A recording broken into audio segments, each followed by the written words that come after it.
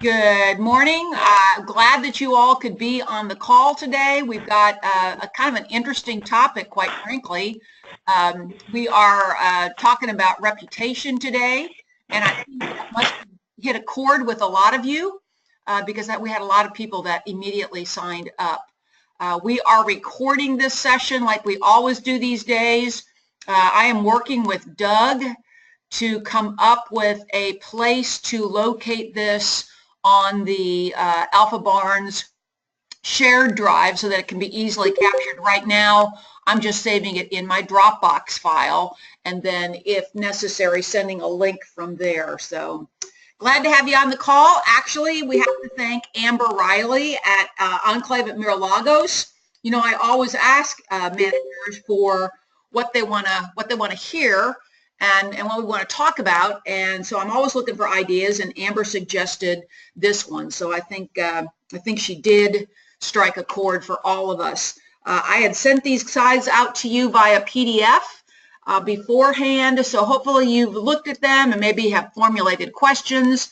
I'll continue to keep checking the chat box to see if anybody's got anything. So I think the important thing that we need to talk about as we begin this is that really a dollar or what we're trying to sell or how we're trying to present ourselves, it's really the consumer who is telling each other who we are.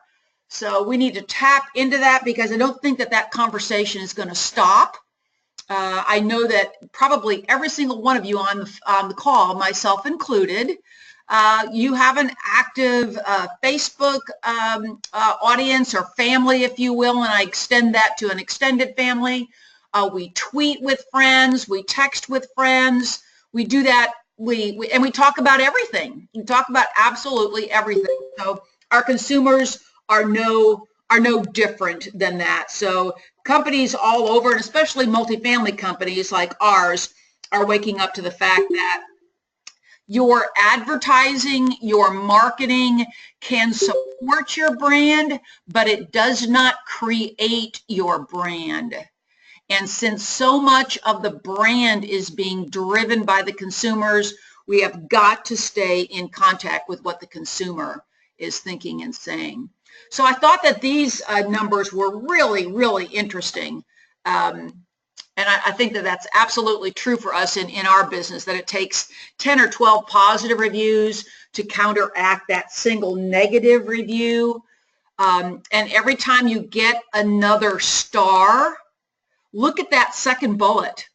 There's an actual connect the dots connection between the star, the number of stars, and revenue build. So I think we have to take that seriously. Again, each one of us on the call, for Pete's sake, is a consumer.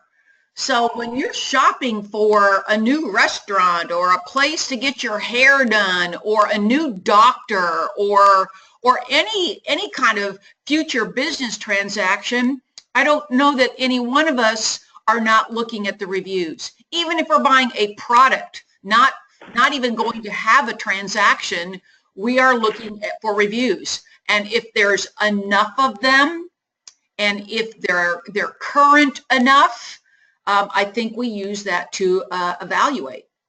And then that last bullet really kind of says it exactly. 18% difference in revenue in 3 versus 5. 3 is just so-so, just okay. Definitely, I would say that if you're rating something 3, there are some issues that need to be addressed. 4 is a much better position to be in. A lot of people, myself included, will rate 4s and not rate a 5, even though I'm having a good experience, because 5 is like perfect, right? So I'm kind of tough to rate something perfect because I always think something can be better. I see that in myself as well. So some additional numbers here that I think are interesting for us in our business, and this is particularly for the multifamily business. So I think that we've heard about this, that ratings and reviews were actually more important. So we're taking the word of strangers over referrals from friends and family. So even if our close-knit group tells us to go somewhere or buy something, or there's a product or an apartment, we actually are still going to rating and review sites to see what it's all about. I think this is reality. I think we have to,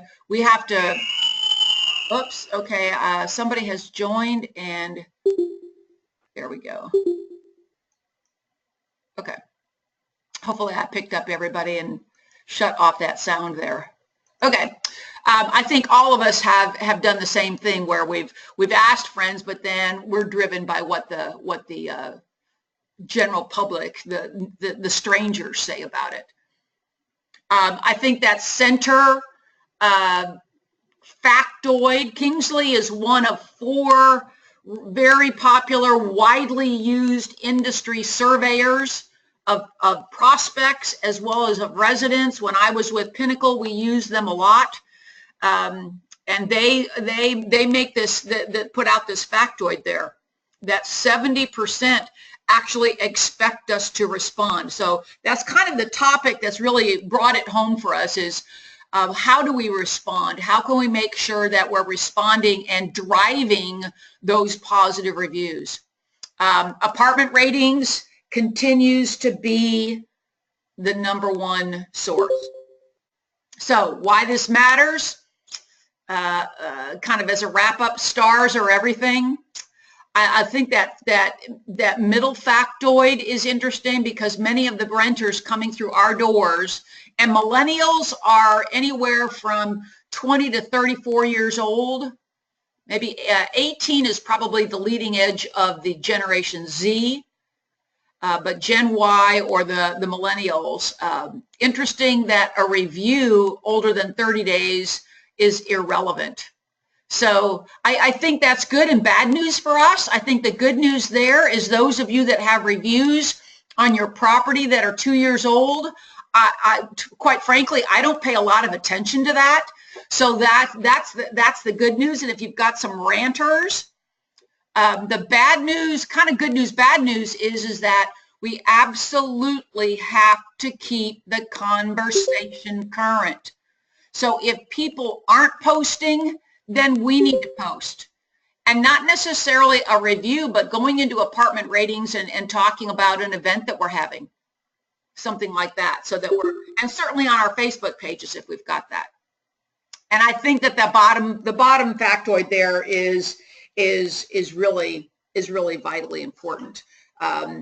The fact of the matter is that how you respond, and we're going to talk about that in detail here, how you respond to a resident complaint or a resident issue or a resident compliment, quite frankly, it obviously affects that resident and maybe other residents, but it actually affects how your future residents. I think that there's a great little classic point here that we put in, that renters are actually lurkers, that you may be in a lease living at a property, and yet you are trolling, if you will, and that's an old fishing term, but you're trolling for what people are talking about other places, either the place where you live or the place nearby. So renters are lurkers. Even if they live in at your property on a lease, they are out lurking and looking for other places. They're looking for what other people are saying. Think about, I grew up in a family with six kids. I was one of 6 kids. And so we were very competitive for either attention or privileges or things. And so we would constantly, probably me, I don't know, I'm probably a little more competitive, keeping my eye on what my brothers and sisters were getting, or what kind of influence they had, or how they were, how mom and dad were liking them, and just kind of lurking in the background, waiting for my chance to, to make my play, to get what I wanted. So I think that's a lot of human nature. Some are more drawn than that, but I think that's a very, very real world for us.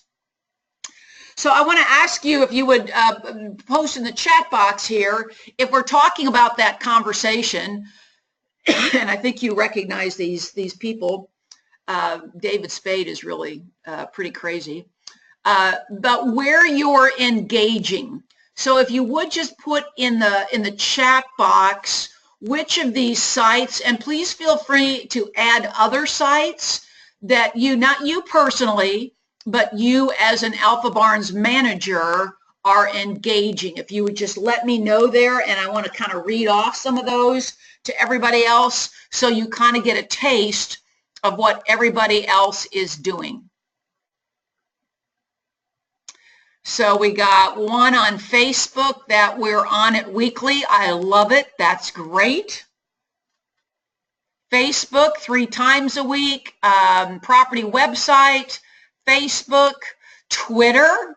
I love that somebody's on Twitter. That's a little scary. Facebook. If you're on multiple places, let me know. Property website, Pinterest, weekly. I use all, okay, so hang on, I'm going to go right back up because I'm missing some of these. They're coming in so fast. I will have, by the way, I'll have chat box notes so I can get those out for everybody. So Facebook, apartment ratings, hang on. Apartment ratings, Yahoo ratings, Yellow Pages to respond to remarks, Facebook, Pinterest weekly. I use all except apartment ratings. We'll now do that. And Pinterest is spelled wrong. Oh, that's right. It is only one N. You're absolutely correct. Facebook property site on both daily. Facebook property website. Facebook Craigslist. Facebook weekly. Kensington Place apartment. So that's your own website. Facebook property website. Apartment ratings. Facebook, but not often enough. Very little engagement. They're at a senior property. I get that, but don't give up. Don't give up. Keep, because remember, those of you at senior properties, that you may have other family members who are engaged, and you're actually overflowing into children, siblings that have put their parents at a senior's property. So don't give up on that. Property website, Facebook semi-monthly, Chamber of Commerce. Okay, so we're looking at so does the Chamber have a Facebook page or a place where you can post? Same thing for Craigslist. I would ask about that. So is there a place where you can conduct a conversation? Because remember, I'm talking here, twofold conversation, responding to posts and initiating posts. So I think in all this great feedback, let's be sure that we're not only, when we engage, we're engaging because we're responding, but we want to talk here about driving and influencing what our customer thinks about us. So thanks for all that feedback. That's great stuff. A lot of you are on a lot of conduits. I would urge you to be consistent about that. Remember, the conversation is going on, and we saw that statistic. Kingsley, for our own industry, 70% of residents expect response to posts. So we're going to focus in those two areas, driving people to your conversation by you regularly posting, and then, of course, your ongoing and continuous posting to the responding. All right, so it says here, I pulled out for a minute and wanted to check that we are supposed to be posting on Facebook and other social media. In our handbook, it steps not to utilize social media. I think if you'll read that carefully, it indicates that we should use, this is not your own social media. This would be company or corporate social media, and to just obviously be careful that it is a company tool and that you are representing the organizational business as you post. I'll double check that, Devin, but I think that's the spirit of the statement, just to be sure that you're understanding that. John Gold has just posted that Google My Business This is the right side of the Google search page that pulls up info on your business. Good tip, Google My Business. Not the verb to Google, but Google the noun. Isn't that funny? We have new language. Google My Business. I should add that to the screen. But this is in the chat box, so that's awesome. We'll have that for notes. All right, so let's talk a little bit more about what we're doing when we are where we are. I mean, the bottom line here is it's all about connecting with your residents. Now, Greenspoint Apartments, Greenspoint in Houston, those of you that are in our Houston area know the Greenspoint area. When I lived in Houston decades ago, Greenspoint was an up-and-coming area. It's now kind of challenging.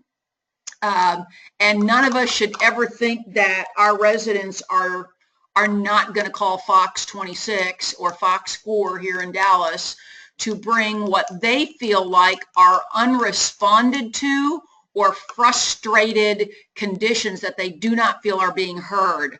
So here we go back onto the risk management side of this whole issue. You are engaging in a conversation that is a good thing for reputation build. It's a great thing for reaching out to residents and prospective residents, but it's also risk management. If you've got that reputation for being an avid converser with your clients, your customers, then that's going to hold up well, because when Fox 26 comes back and does the research on just how long is this condition, or how long is these issues or this frustration been going on, when you've got this wonderful track record of communicating on a regular basis, that's going to look good. That's going to hold you in good stead. So let's start and look at positive and proactive reputation management. So proactive means what? It means you are not waiting to respond or being reactive. You are actually the one out there effectively managing that reputation even before anybody posts anything, good, bad, or indifferent. It's something that is, think about that as preventive maintenance or maintaining your reputation. It's kind of like, why do successful companies continue to just post and add comments about what's going on or new things that are happening? It's because they are peppering or generating the conversation. So we want to talk about that. Okay, I don't know what's going on there, Tiffany. It seems like every session that we have, you have some issues. So we maybe need to look at your connection, or maybe you need to set up a new account with GoToMeeting. So I think that these are three great steps about how you get a strong, and I think the other word that's not on this header is a trusted reputation, a strong and trusted reputation. All right, so I've got another person who's not hearing me. My audio seems to be on. Put in the chat box if you are not hearing me. So I only want to hear from you if you're not hearing me. Of course, that's going to be very hard to do, right? Because you're not hearing me. Duh.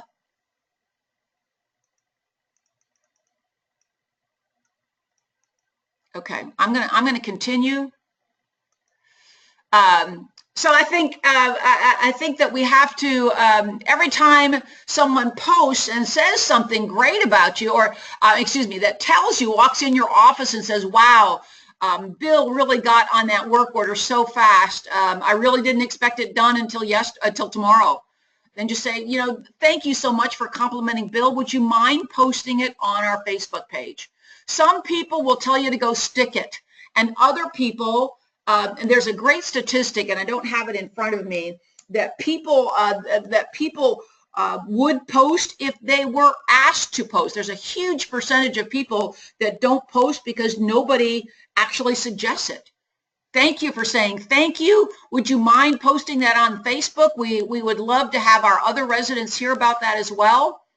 So don't be afraid to ask for that. Ask for it nicely. Thank them for the comment. It'd be so great if you would just take a moment to post that on our Facebook page. I think number 2 is important. That's, you know, not everything's going to be perfect. Not everything's going to be positive. But building a strong and trusted reputation means, hey, when things go wrong, this property steps up. This staff says, yep, we screwed that up. That's not how we want to run our business. That is not typical of our service profile. We're sorry. We have corrected it and taken steps internally to make sure that the likelihood of that happening again is next to none. So take ownership. Take ownership of the mistake. Even if it's something that the resident did, I am so sorry you had that happen. That is something that we need to work harder on communicating better about. Here's what we'd like to pass along. So assembling photographs are huge, folks. Obviously, if you take a photograph at an event, or you show something that, you know, maybe you're doing some unit renovations and you're saying, hey, upon request and upon renewal, we're adding a bedroom ceiling fan. Take a picture of a freaking big bedroom fan and post it on Facebook. Now, don't do that if you're not willing to do that for everybody else, but photographs are huge. Our society is more and more visual. I mean, just look at Twitter. Twitter is short and sweet. We don't want to read a long, drawn-out response. And then, yeah, adding exact content, putting something in quotations, I think is incredibly important, because that means we're not digesting it and representing it to you. We are quoting something. So I would also ask that resident, you know, may I quote that? Or this is the post I tend to put in it. I'm going to put initials. I'm not going to identify you, but I'd like to quote exactly what you said. Be respectful, but don't be reluctant to own that. All right, a couple of screens, and you'll notice that those of you that read the document that I sent earlier, I took some screens from a Multifamily Insiders webinar that they conducted on reviews. So I thought some of these just were pertinent. They said it to the point. So I wanted to, there's the next 3 actually come from them.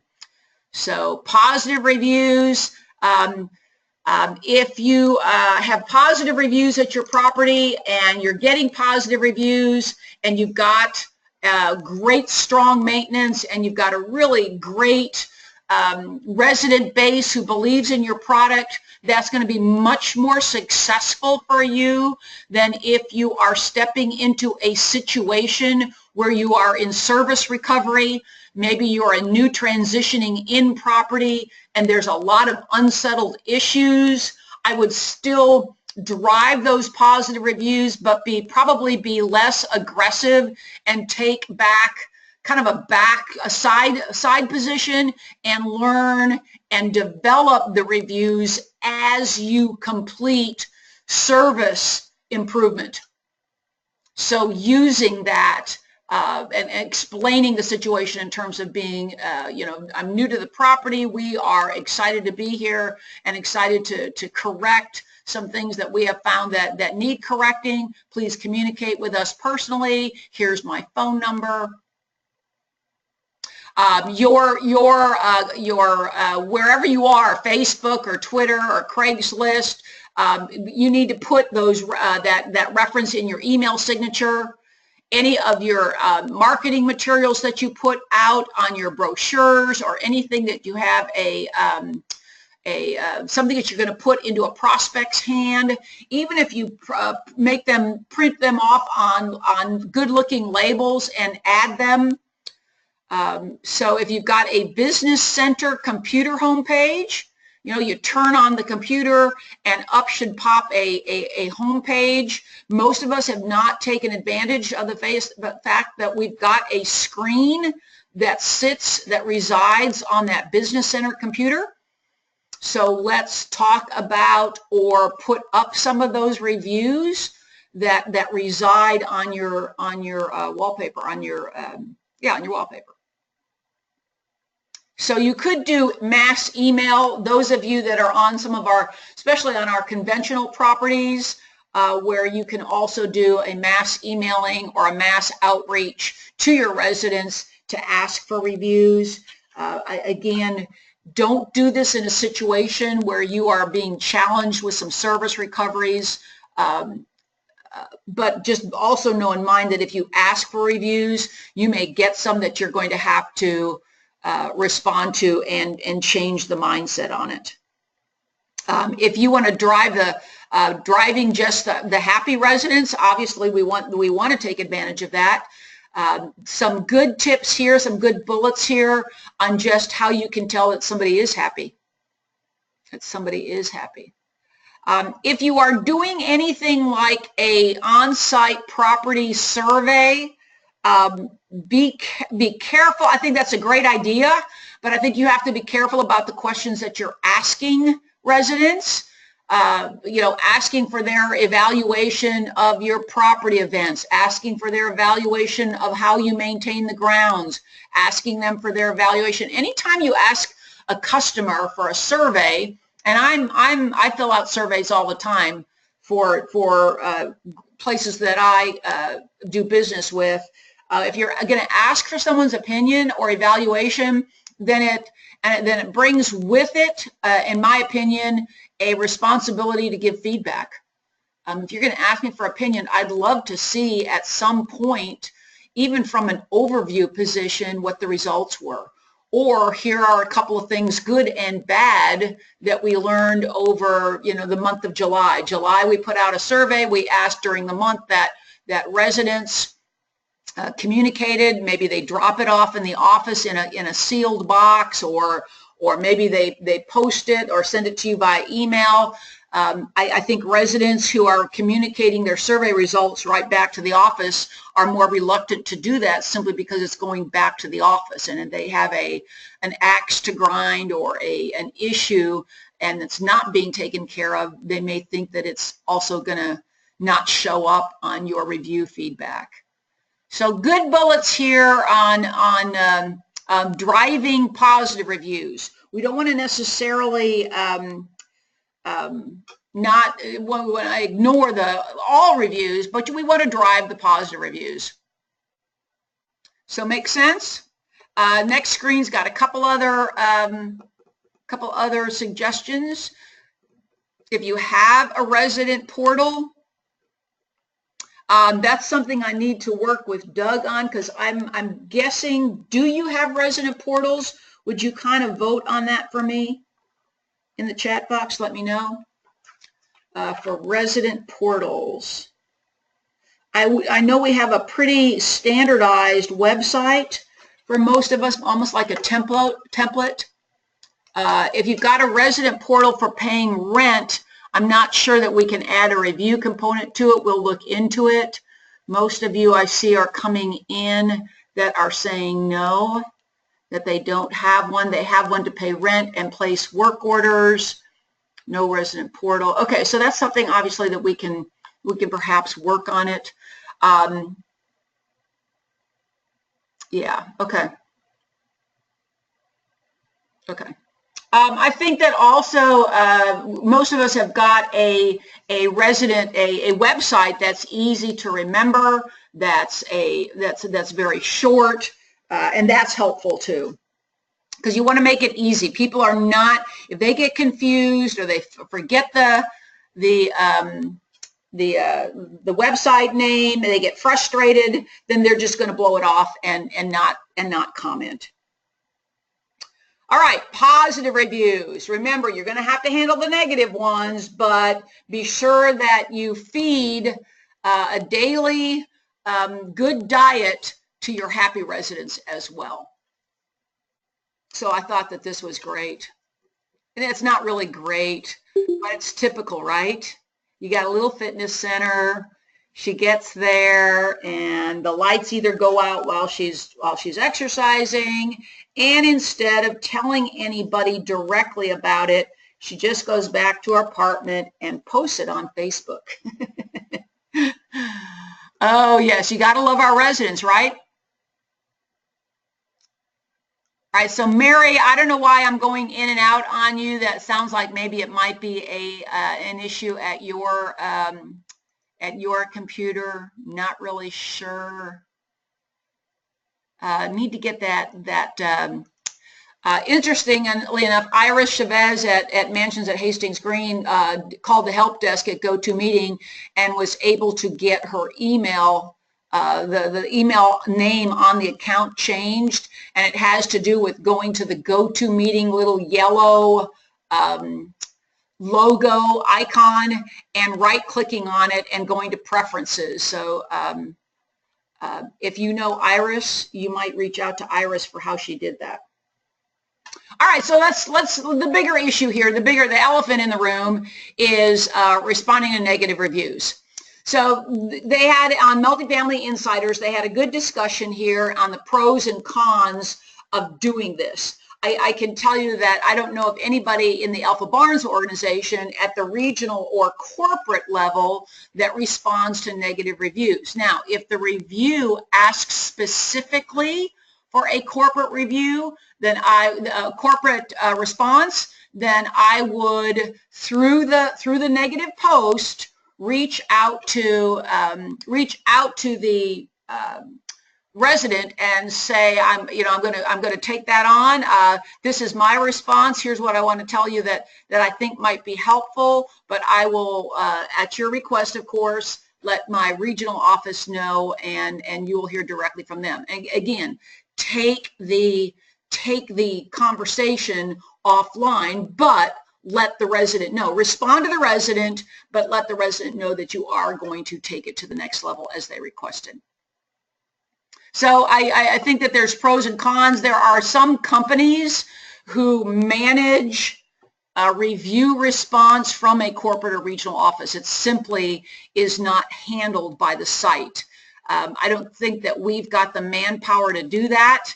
I think that there's no reason, at least at this point, unless we end up feeling differently, why we are not going to have the property manager respond.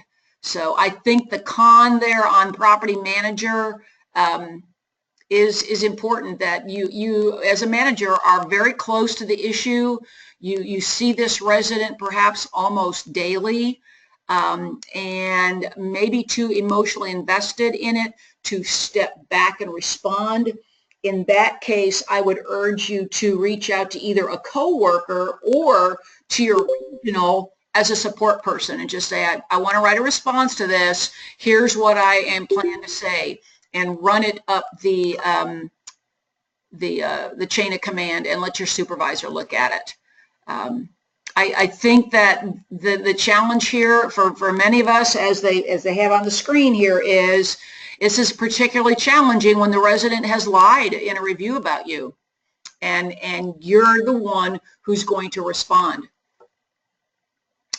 Because you will be emotional. It's just like handling conflict. We've had a webinar in the past on handling resident conflict.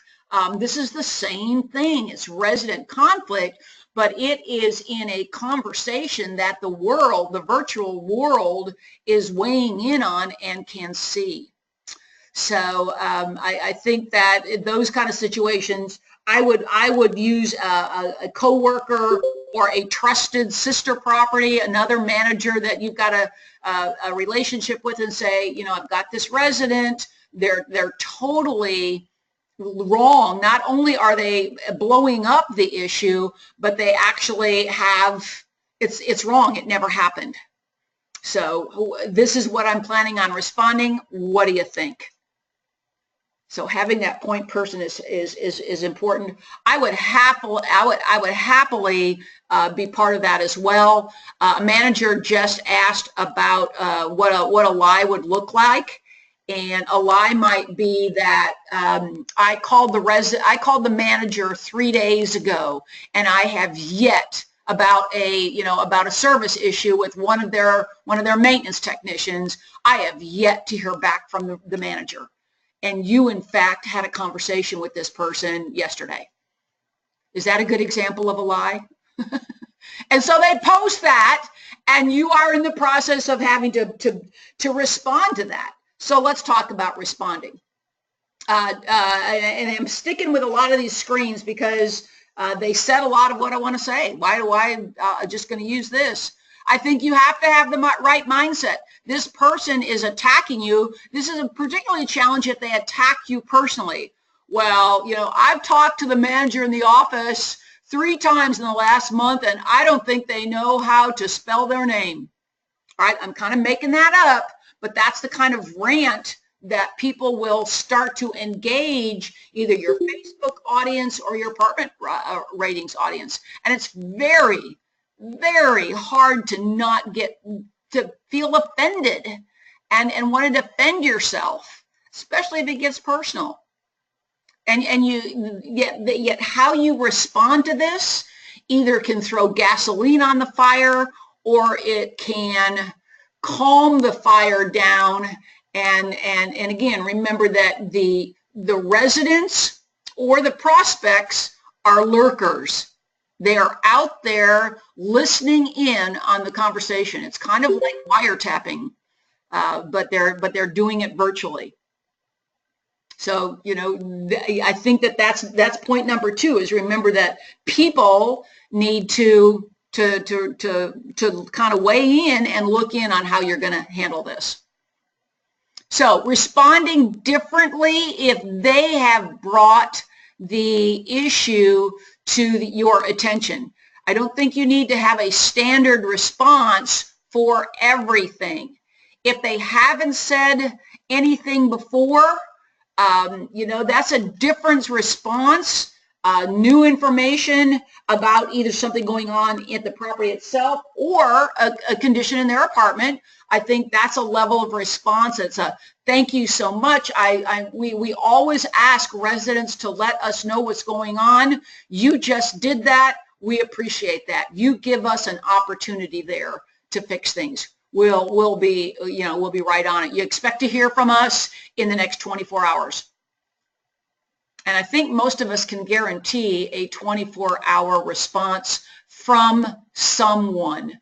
That doesn't mean my maintenance tech is going to be in there, but you'll hear back on how we handle it. We plan to address that. You know, if they've already made the complaint, but you are unable or unwilling to give them what they want, that's going to be a different response as well. Talk about that.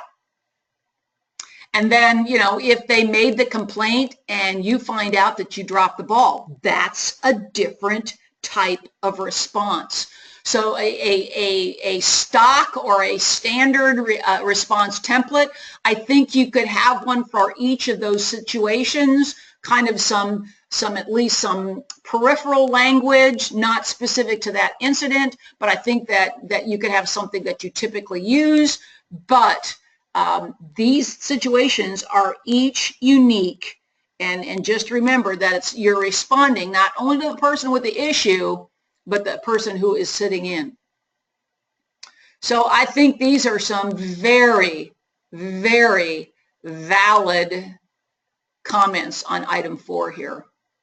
Not only are these responses basically going to be seen for the next couple of years before they drop off, but they are legally producible in the court of law.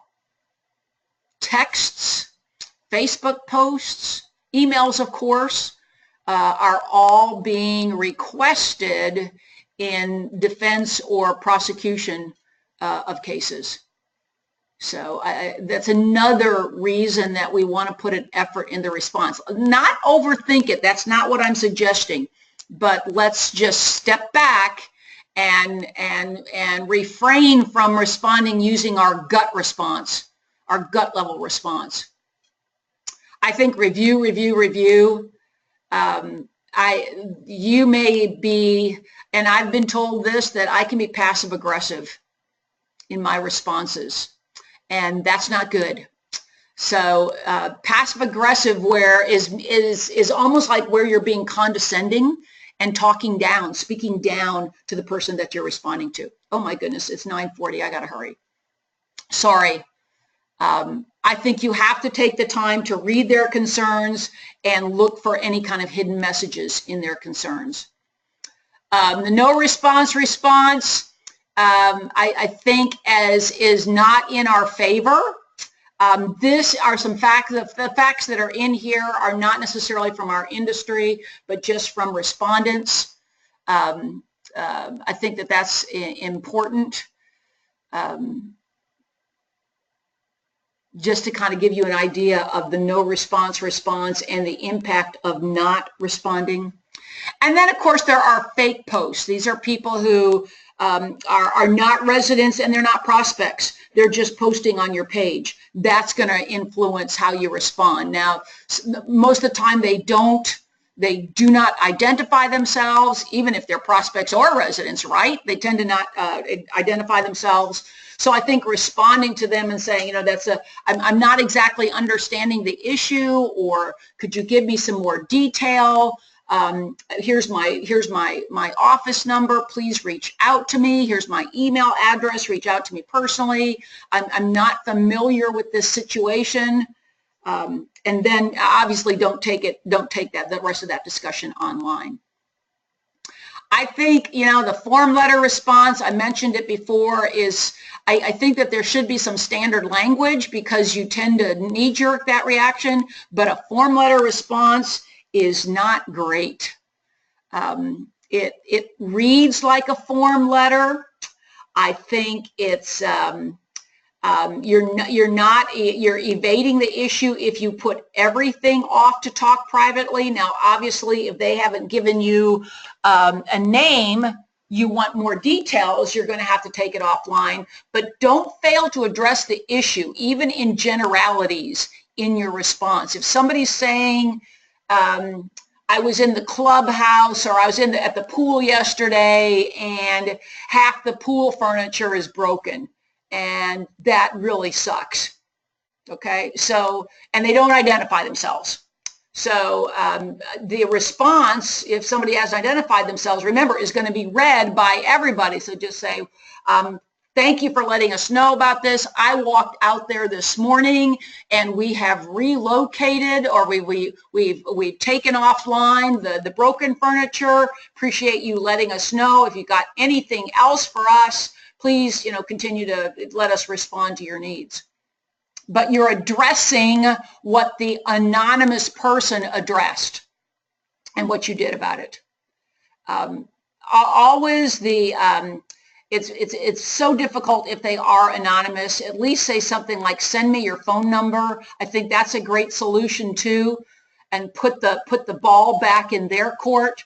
Please send me your phone number or a great place and time and place to contact you, and I will reach out to you. And then, doggone it, you have to do it.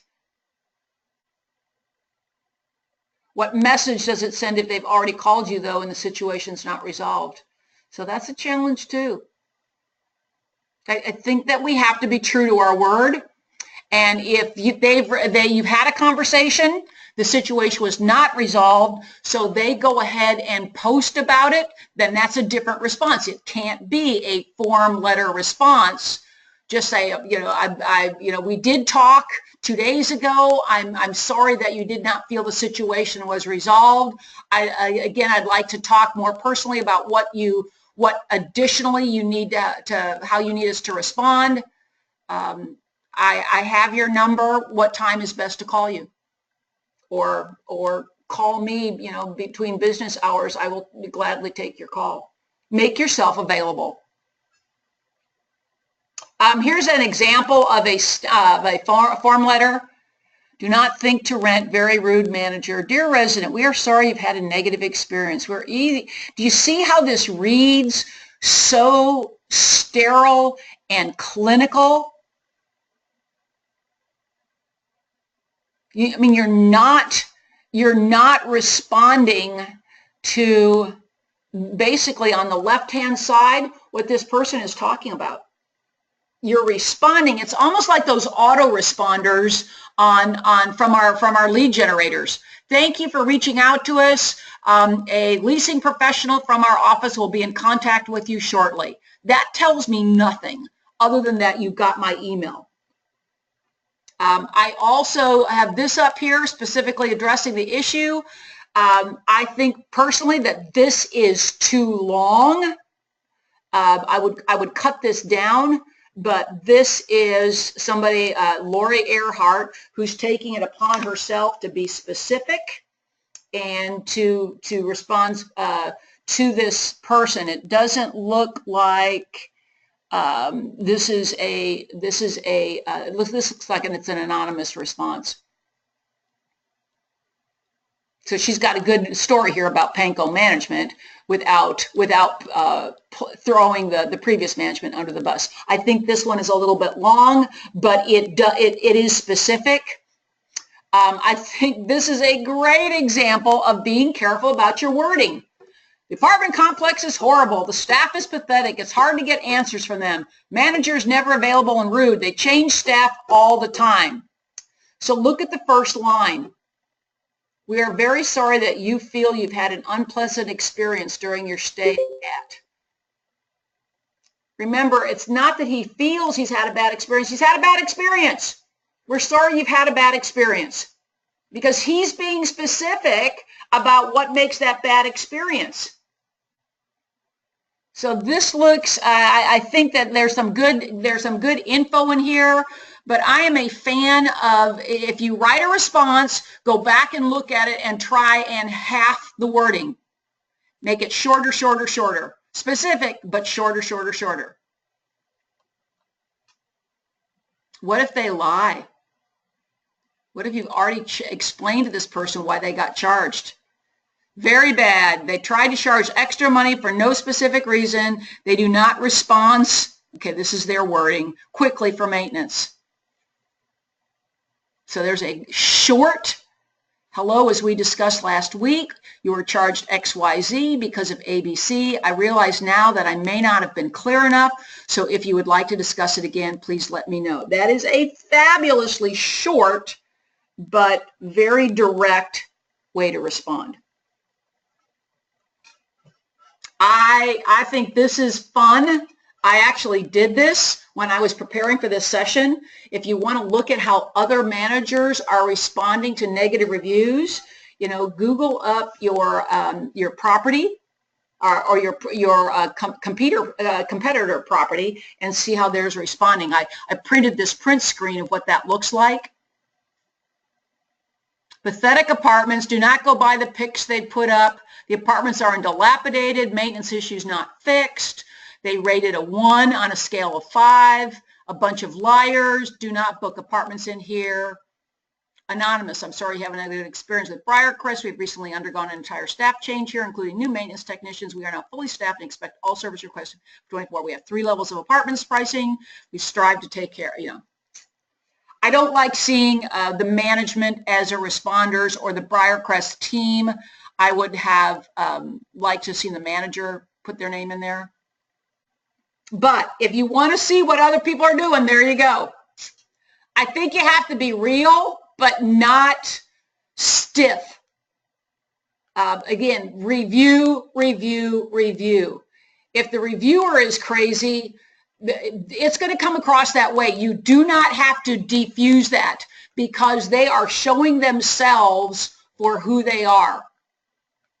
And once you've resolved something or they've called you back and you've taken it offline, then go back and post in your own positive statement.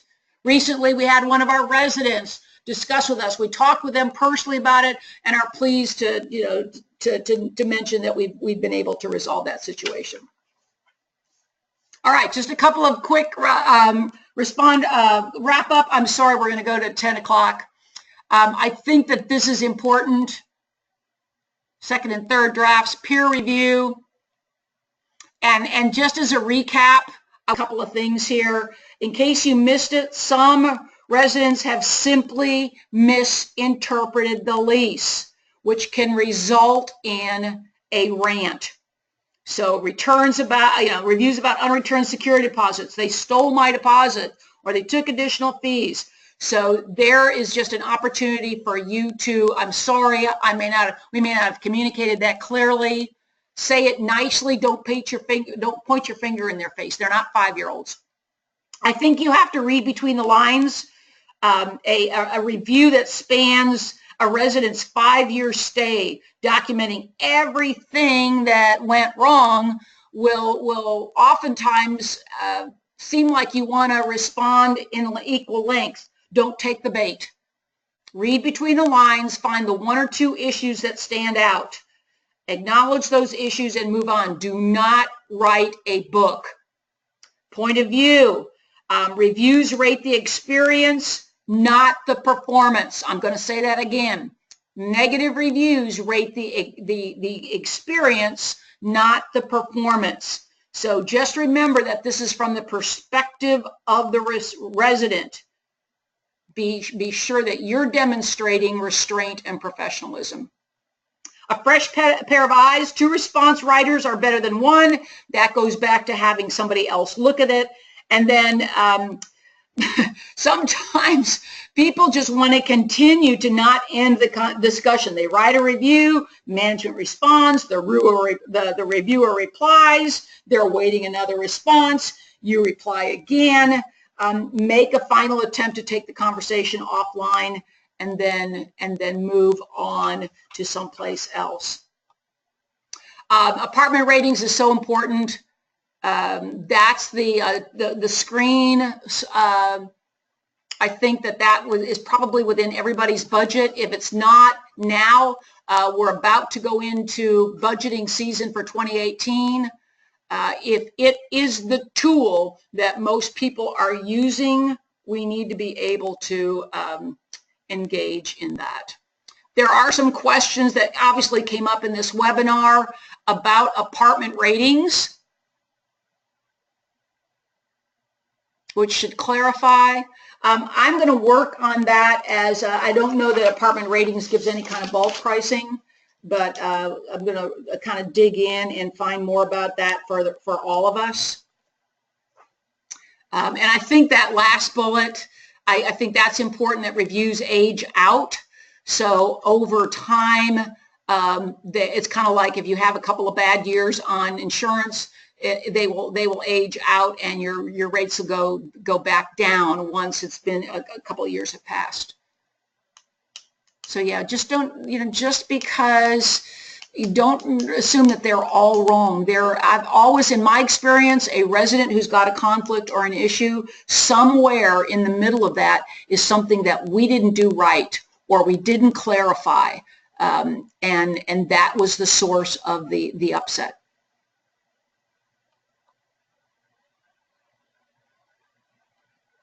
Yeah, so that's a great example of, if you think you've told them once, tell them again. Tell them in multiple different ways. Tell them more than once. I think that the last thing I want to leave you with here is they're watching, and they are lurkers. And however you respond, however you handle this, will ultimately affect your reputation. Use your supervisor, use a fellow manager to help look at what you're writing, so that you're giving the best response possible. All right, I apologize. It took kind of long, almost an hour, 54 minutes. So I apologize. I hope you all got those slides. If you've got any kind of questions, please bubble them up either to your supervisor or to me. I will print the chat box and have that available too. And of course, the recording, which will be available online as well. So if you need to hear it again, I'm going to save it into my Dropbox, and I can send you a link for that. All right. So have a great rest of your Friday. Stay cool. We've got heat warnings everywhere. So be very, very careful. Take your time. Thank you.